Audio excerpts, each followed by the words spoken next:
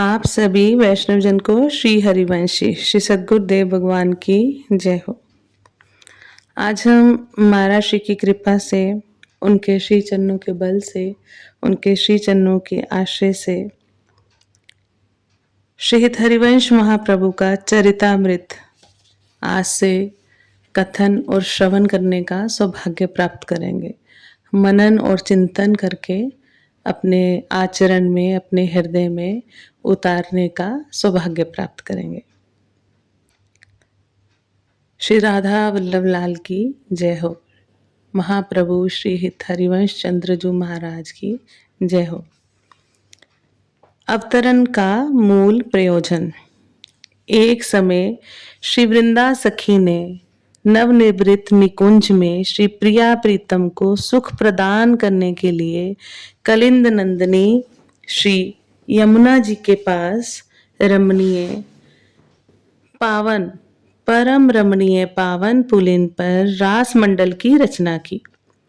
तत्सुख भाव में निमग्न सखियों ने कर्पूर चूर्ण आदि सुवासित पदार्थों से भूमि का सिंचन किया है।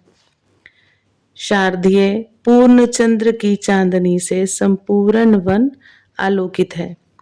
चंपक, बकुल, मालती, मल्लिका आदि पुष्पों का सौरभ लेकर के शीतल मंद सुगंधित वायु प्रवाहित हो रही है। संगीत की एक से एक स्वामिनी सखियां ताल, मृदंग, वीणा, उपंग, मुरज, डफ, मुहचंग आदि वाद्य यंत्र बजाकर गान कर रही हैं। उनका गान कोटि कोटि कामदेवों के मन को मत्थ दे रहा है एवं उनके गान के साथ साथ शुक, पिक आदि पक्षीगण भी मधुर स्वर में गान कर रहे हैं। मयूर मंडली को हुकती हुई नृत्य कर रही है। हंस कूज रहे हैं। भ्रमर संगीत ध्वनि के अनुसार गुंजार कर रहे हैं और अनंत सहचरियों के मध्य में रंगारंग में निमग्न होकर श्री श्यामा श्याम अद्भुत गति से सुधंग नृत्य कर रहे हैं। इस प्रकार से श्री प्रिया प्रीतम के इस नित्य रास में अद्भुत प्रेम रस की वर्षा हो रही है और सभी सहचरियां श्री वृंदावन की लता पता एवं खग मृग रास रस में आनंद मगन हो रहे हैं। नित्य रास में हो रही इस अद्भुत रस वृष्टि में भीगी हुई श्री ललिता जू का हृदय सहसा करुणा से भर आया। उनके हृदय में एक नवीन विचार का उदय हुआ कि इन नवनिवृत्त निकुंज विलासी श्री रासेश्वरी एवं श्री रासेश्वर के जिस एकांतिक दुर्लभ रास विलास के अद्भुत महासुख का हम सब सहचरी जन नित्य आस्वादन करती हैं, वह भूलोक वासियों को कैसे प्राप्त हो। अनादनंत काल से निर्वधि नवनिवृत्त वृंदावन में नित्य विहार परायण रास विलासी श्री श्यामा श्याम का नित्य विहार रस अत्यंत दुर्लभ गुप्त रसरीति है, जहां ब्रह्मा, शिव, नारद, शुक, सनकादि का भी प्रवेश नहीं है, अर्थात जो उनकी भी पहुंच से परे है। श्री राधा माधव का वह एकांत दास्य रस लक्ष्मी को भी गोचर नहीं होता, जिसे श्री दामा आदि श्री कृष्ण के सखागण भी प्राप्त नहीं कर सके, जो ब्रह्मा, नारद, शिव, सनकादि के लिए भी गम्य नहीं है, जो केवल श्री वृंदावन की नागरी ललितादिकों के सखी भाव द्वारा ही लभ्य है।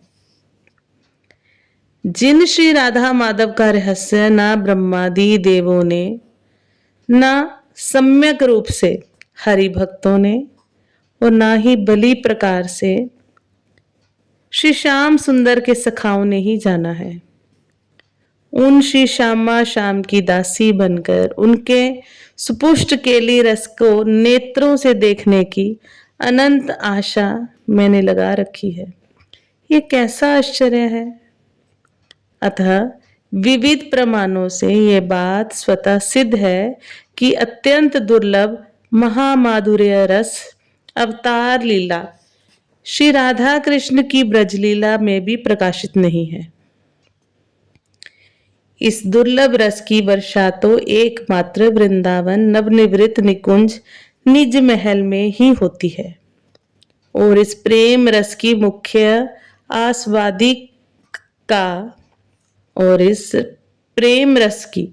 मुख्य आस्वादिका तत्सुख भाव से श्री युगल सेवा सुख में पगी सखियां ही हैं। यद्यपि भगवान ने विविध आचार्यों के रूप में अवतार लेकर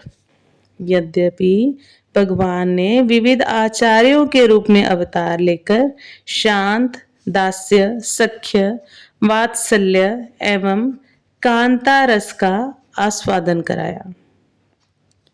यद्यपि भगवान ने विविध आचार्यों के रूप में अवतार लेकर शांत, दास्य, सख्य, वात्सल्य एवं कांता रस का आस्वादन कराया, पर श्री प्रियालाल के इस एकांतिक नवनिवृत्त निकुंज के रास विलास रस का आस्वादन वहां किसी की गति ही नहीं है। श्री युगल की परम आसक्ति स्वरूपा संदिनी शक्ति सहचर्यों की कृपा से ही इस रस में प्रवेश संभव है। इनकी कृपा से ही उपासकों के चित्त में वृंदावन रस अनुभव में आता है। अतः श्री ललिता जू ने विचार किया कि यदि श्री प्यारी जू कृपा कर दें तो ये दुर्लभ रास विलास रस भूतल पर भी सबको सुलभ हो सकता है। तब उन्होंने रास के मध्य में श्री किशोरी जू से प्रार्थना की, हे रास विलासिनी श्री श्यामा जू, आप श्री युगल के दिव्य रास रस नवनिवृत्त निकुंज के प्रेम रस से धरा धाम वासी पूर्ण रूपेण अपरिचित हैं। हे रासेश्वरी जू, आप करुणा की समुद्र है। यदि आपकी कृपा कोर हो जाए तो हम सब सहचरियां निरंतर जिस महामाधुर्य रस का नित्य रसास्वादन करती हैं वह भूतल के प्राणियों का भी सुगम हो सकता है।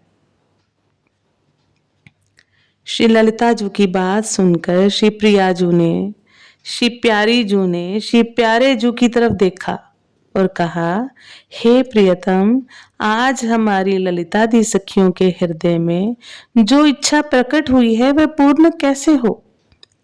श्री प्रिया जू की बात सुनकर तत्क्षण श्री लालजू ने प्रेम रस की प्रकाशिका रसमूल अपनी वंशी जू को श्री लाडली जू के कर कमलों में विराजमान किया।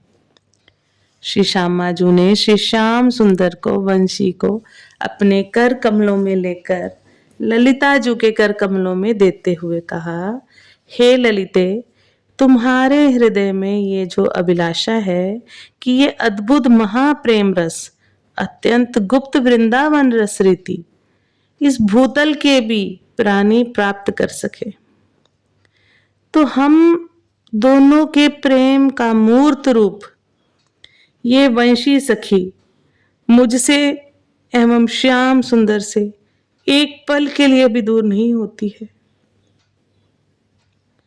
ये हमारे संपूर्ण प्रेम रस को जानती है।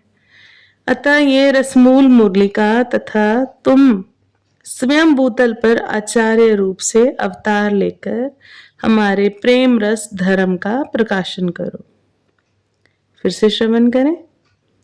अतः ये रसमूल मुरलिका अर्थात श्री ठाकुर जी की वंशी जो हमारे हरिवंश चंद्र महाजू के रूप में, तथा तुम स्वयं भूतल पर आचार्य रूप से अर्थात ललिता सखी अर्थात श्री हरिदास, स्वामी श्री हरिदास जी महाराज। रस मूल मुरलिका तथा तुम स्वयं भूतल पर आचार्य रूप से अवतार लेकर हमारे प्रेम रस धर्म का प्रकाशन करो। इस तरह श्री जी की आज्ञा से श्री श्याम सुंदर की वंशी ही वृंदावन रसोपासना पद्धति के प्रवर्तन के लिए गोस्वामी श्री हित हरिवंश चंद्र महाप्रभु के रूप में धराधाम पर प्रकट हुई और स्वयं श्री ललिता जू स्वामी श्री हरिदास जू महाराज के रूप में प्रकट हुई। इस भाव को गोस्वामी श्री हित रूपलाल जी महाराज भी पद के द्वारा वर्णन करते हैं। श्री व्यास नंदन व्यास नंदन व्यास नंदन गाइए, जिनको हित नाम लेत दंपति रति पाइए।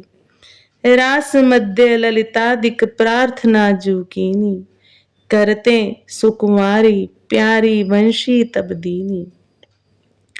सोई कली प्रगट रूप वंशी वपुधारेयो, कुंज भवन रास रवन त्रिभुवन विस्तारेयो। गोकुल रावल सूठाव निकट बाद राजे, विदित प्रेम राशि जन्म रसिकन हित काजे। तिनको पिए नाम सहित मंत्र, तिनको पिए नाम सहित मंत्र दियो श्री राधे। सतचित आनंद रूप निगम आगम साधे। श्री वृंदावन धाम तरनि जत्सु तीर वासी। श्री राधापति रति अनन्य करत नित ख्वासी। अद्भुत हरि जुक्त वंश बनित नाम श्यामा। जश रूप लाल हित चित दे पायो विश्रामा। जश रूप लाल हित चित दे पायो विश्रामा। आज हमने महाराज की कृपा से, उनके श्री चरणों के बल से, उनके श्री चरणों के आश्रय से महाप्रभु श्री हरिवंश चंद्र जी के इस धराधाम पर अवतरण का मूल प्रयोजन क्या है, उसके बारे में हमने आज गुरु कृपा से चर्चा करने का प्रयास किया। कथा को बहुत ही सुंदर ये प्रसंग है। इस कथा को, इस प्रसंग को नेत्रों को बंद करके हम बार बार श्रवण करें और इस अद्भुत लीला का मानस पटल पर चिंतन करने का गुरु कृपा से प्रयास करें। आज हम वाणी को यही विश्राम देते हैं। कल हम महाराज की कृपा से प्रसंग को आगे बढ़ाने का प्रयास करेंगे। आप सभी वैष्णव जन को श्री हरिवंशी श्री सद्गुरुदेव भगवान की जय हो। महाप्रभु श्री हरिवंश चंद्र जी की जय हो। आप सभी रसिकों, प्रेमियों, भक्तों की जय हो। जय जय श्री हरिवंश।